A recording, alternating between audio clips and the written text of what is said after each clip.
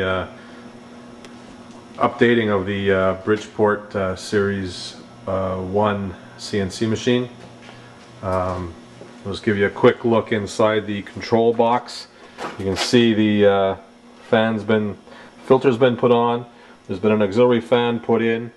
We have our nice plug set up here with a switch, and the cover's gone on the top to cover up all the holes that were there. We put the original plate back on. And inside, things have been tidied up generally. The limit switches are all plugged in. We leave the cover off the controller because we got a fan that blows nice cool air in there continuously. Again, everything is in there nice and clean with our geckos and our toroid transformer and our CNC for PC breakout board. And again, this controller is removable. Just quickly I can unplug everything, and we take the controller out for our soon to be built CNC plasma cutter. So if we close this up, and we can turn the unit on. Again, we've done a cleanup generally everywhere. We'll start up here at the top. We've closed up the top of the machine with our poly V-belt drive. We made a cover here for where the original speed control was. We've fabricated a lever here for the brake, so we can just pull that down, and when we want to change tools, we just use our hook tool on there. So apply the brake, hold it, and then it just resets with itself by itself. We've made a new cover for the front here, which covers up the old plate.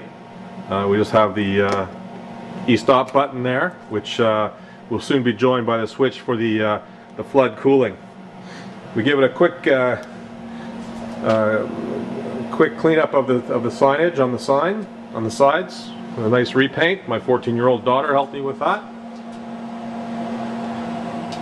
And here we'll just roll the tender back into place.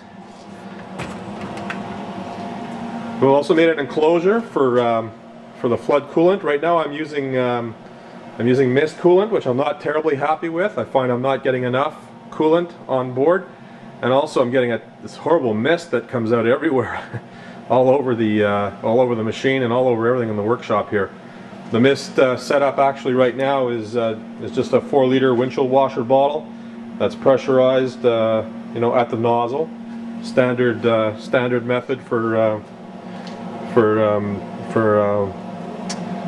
mist cooling. And I've just rigged it up with this cheap magnetic base for now. But I will be going to the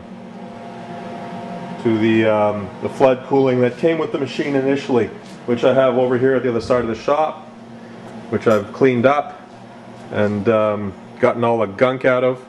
So that's going to be mounted up on the side of the machine shortly, and then we'll be using that for flood cooling. The machine, in the end, I can get it to get approximately 90 inches a minute, which I'm pretty happy with for hobby use. Just reset it. We'll see if we can get it to just scoot along a little bit. Oop, sorry. And that's hovering about 88 inches. About 88 inches.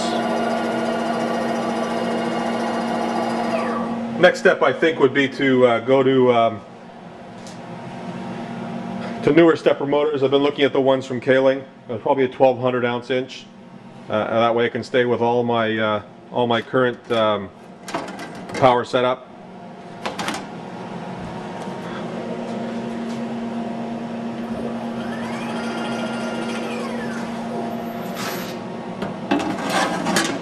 There you go.